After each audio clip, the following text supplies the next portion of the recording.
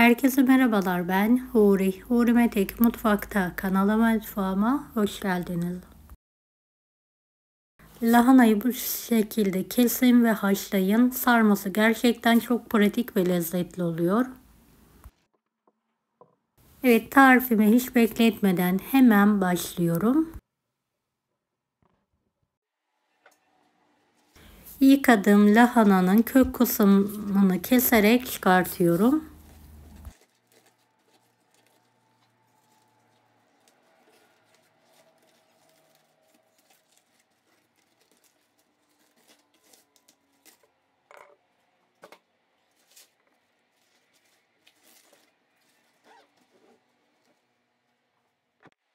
Daha sonra şöyle pizza dilimleri gibi lahanamızı keselim.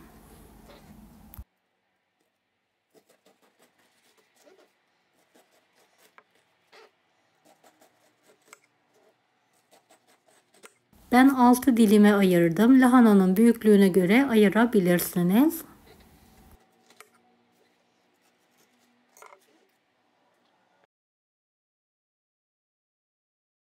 Arkasını çevirerek kesiklerden dilimleri ayırıyorum.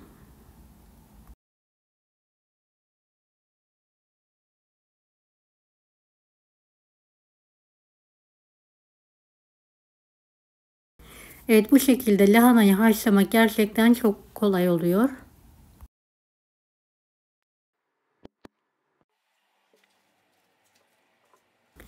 Evet, yaprakları ayırarak tepsiye alıyorum.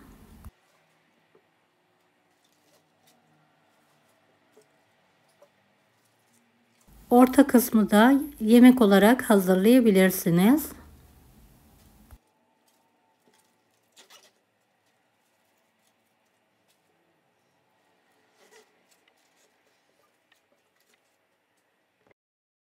İç harcımız için 2 adet kuru soğanı yemeklik olacak şekilde doğruyorum.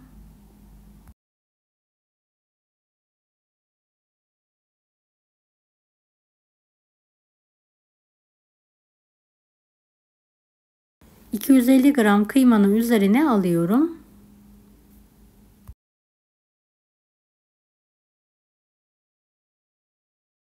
Bir demet maydanoz, bir demet naneyi yıkadım ve ince olacak şekilde doğruyorum.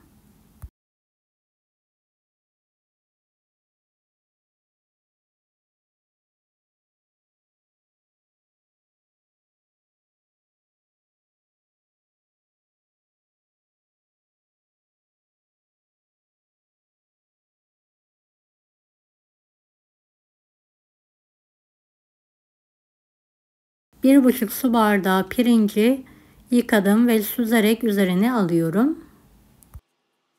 2 tatlı kaşığı tuz, acı pul biber, karabiber, kuru nane ekliyorum. Biraz sıvı yağ gezdirelim. 1 yemek kaşığı biber salçası, 3-4 yemek kaşığı domates suyu ekleyelim. Tüm malzemeyi homojen olana kadar karıştıralım. Yarım su bardağı da su ilavesi yapalım. İç harcımız hazır. Evet, suyumuz kaynadı. Yaprakları azar azar ekleyerek yumuşayana kadar haşlamaya bırakıyorum. Kapağını kapatalım. Orta ateşte yumuşayana kadar haşlayalım. Evet, ara sıra yaprakları ters düz yapalım.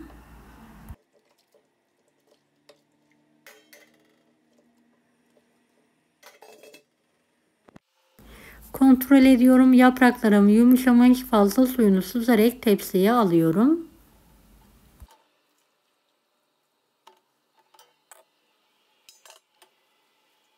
Kalan yaprakları da aynı suya atarak haşlamaya devam ediyorum.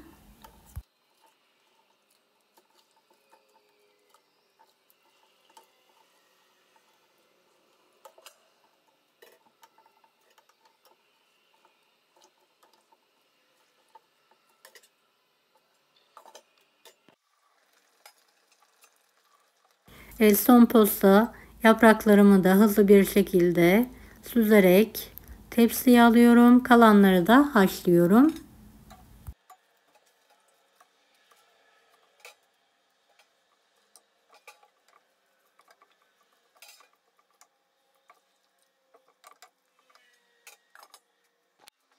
Haşladığım, soğuttuğum yaprakları, büyükleri keserek ayırıyorum.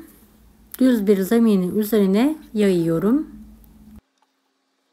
Yarım yemek kaşığı kadar hepsine iç harç pay ediyorum. Kenarlarını kapatarak sarıyorum.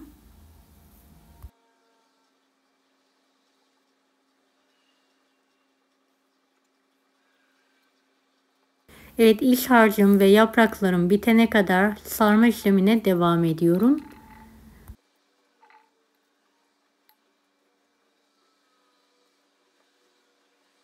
Büyüklüğünü dilediğiniz şekilde hazırlayabilirsiniz.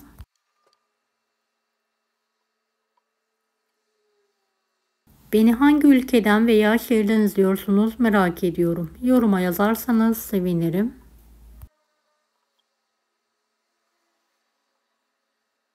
Evet, lahanaların hepsini haşladım gördüğünüz gibi. Büyük bir tencerenin altına yaprakların kök kısımlarını aldım ve üzerine lahanalarımız diziyorum.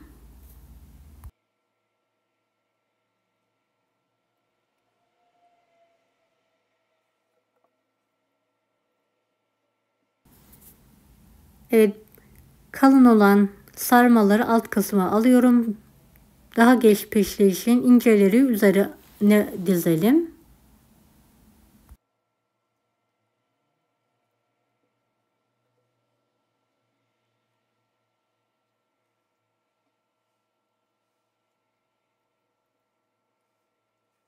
Son yapraklarımı da hızlı bir şekilde tencerenin üzerine dizerek alıyorum.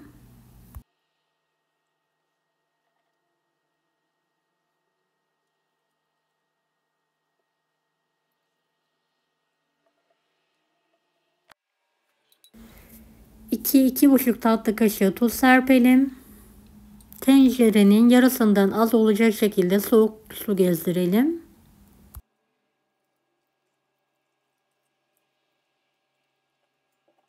Kapağını kapatalım. Kaynayana kadar yüksek, daha sonra orta ateşte dolmamız pişene kadar pişirmeye bırakalım.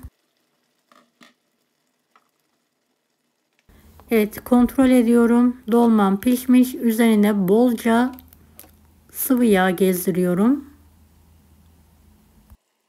Kapağını kapatarak şöyle 5-6 dakika daha pişirmeyi bırakıyorum. Evet, dolmam pişmiş. Altını kapatıyorum. Biraz dinlendirdikten sonra servise hazırlıyorum. Deneyecek olan herkese şimdiden kolaylıklar dilerim. Kanalıma ücretsiz abone olmayı unutmayın. Allah'a emanet olun. Hoşça kalın.